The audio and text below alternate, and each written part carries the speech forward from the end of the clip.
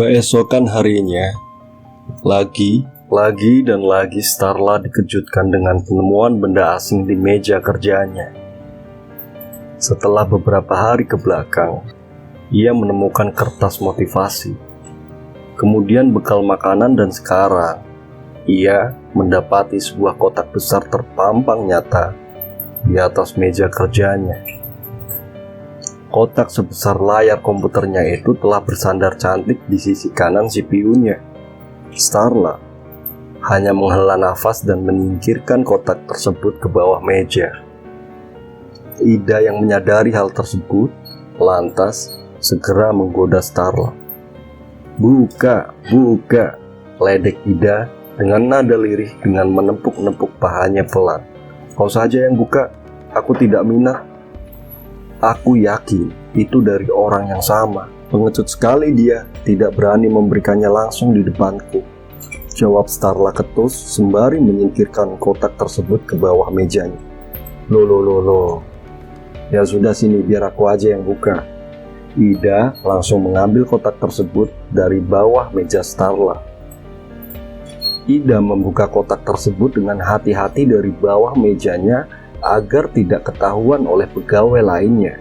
Kotak berbentuk persegi yang dikemas di dalam kertas kado berwarna merah muda yang cantik itu pun berhasil dibukanya. Ida membuka bagian demi bagian dengan sangat hati-hati. Terdapat 3 lapisan di dalam kotak tersebut. Lapisan pertama berisikan kertas origami cantik dengan tulisan "Jangan lupa dipakai" di dalamnya. Lapisan kedua berisikan sebuah gaun cantik berwarna merah muda yang membuat mata Ida membelalak. Lah, sepertinya kamu dalam masalah besar. Ida berusaha tidak membuat keributan sambil menarik-narik bagian bawah celana Starla. Kenapa? Ada apa? Isinya apa, Mbak? Saut Starla yang ikut berjongkok di bawah mejanya. Gaun lah, gaun, seru Ida yang lupa mengecilkan suaranya. Shh, kecilkan suaramu, nanti yang lain dengar, saut Starla yang sedikit panik dengan suara Ida.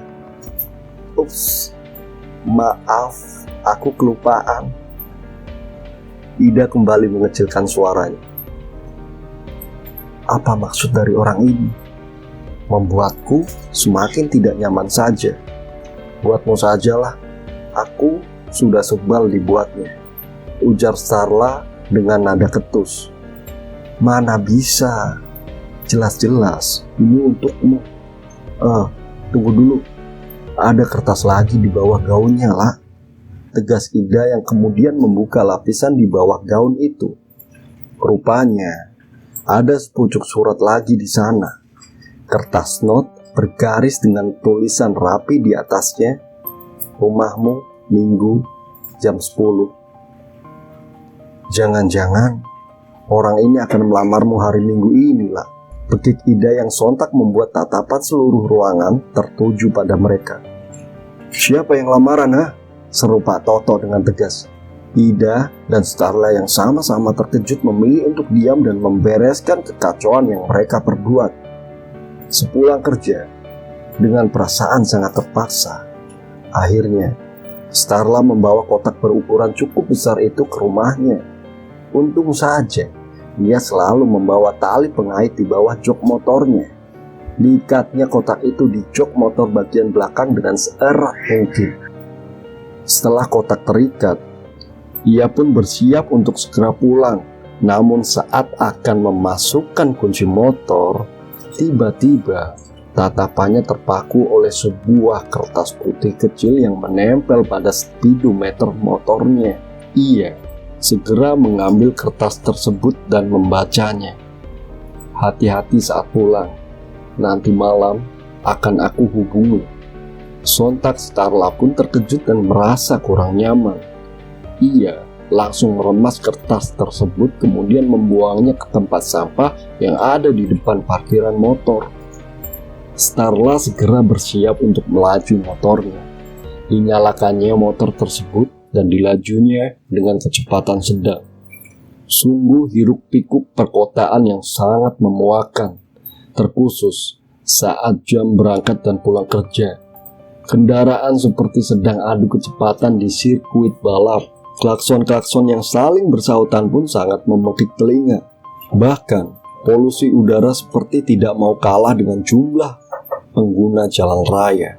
Tapi untungnya, sore ini langit sedikit mendung. Udara terasa sedikit lebih ringan dari sore biasanya. Langit pun dipenuhi dengan gumpalan-gumpalan awan tebal. Semoga hujan turun saat ia sudah sampai di rumahnya, batin Starla. Tuhan pun menjawab suara hati Starla. Hujan benar-benar turun tepat di saat Starla tiba di rumah dan memarkirkan motornya memasuki garasi.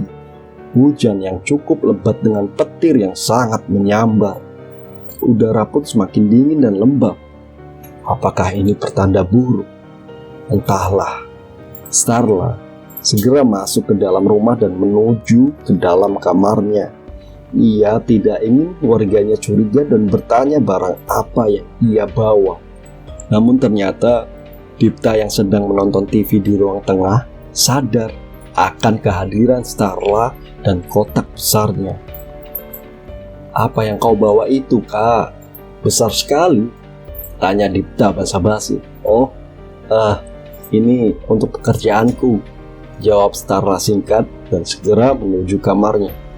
Pukul 7 malam sekiranya, Starla telah selesai membersihkan dirinya dan baru sempat untuk memeriksa ponselnya. Ia mengambil ponsel tersebut dari dalam tasnya. Dibukanya layar ponsel tersebut dan benar saja ada 4 pesan yang masuk ke nomornya.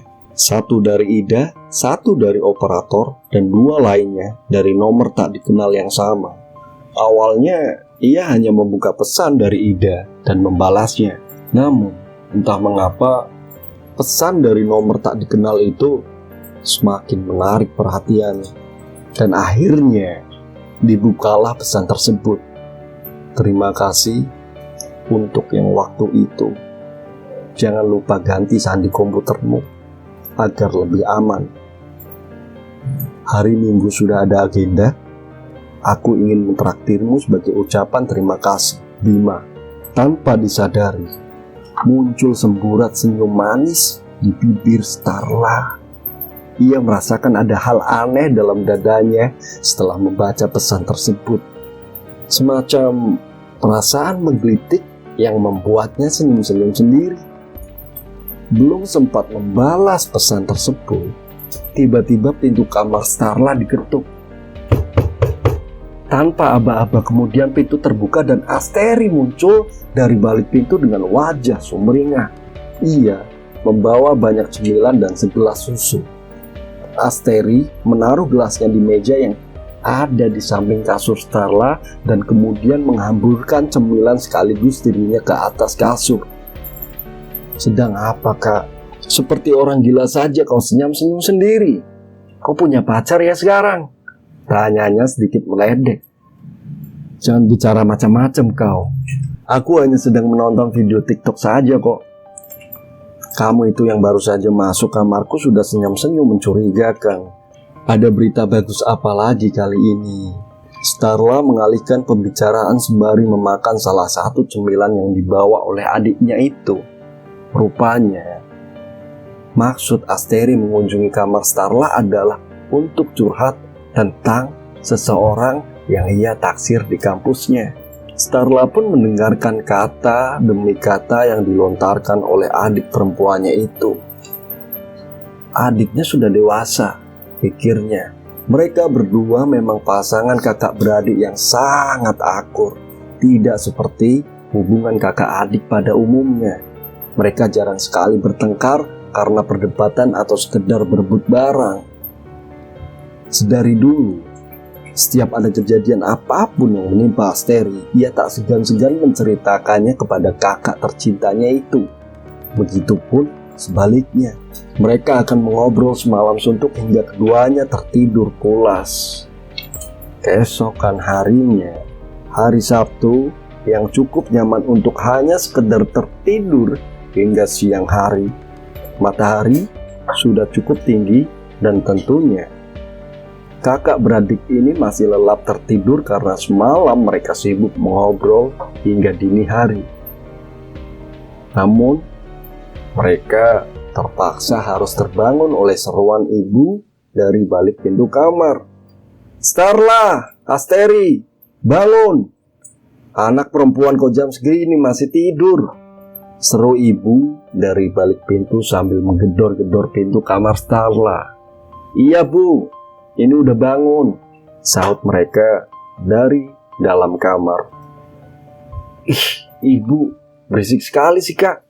Sakit telingaku, kepalaku jadi pusing, nyawaku belum kumpul," ujar Asteri dengan nada malas dan menarik guling ke pelukannya. Sudah, ayo bangun, sebelum pintu kamarku didobrak ibu," balas Starla yang membuat mereka berdua terkekeh. Asteri segera beranjak dari kasur lalu menuju keluar kamar Starla.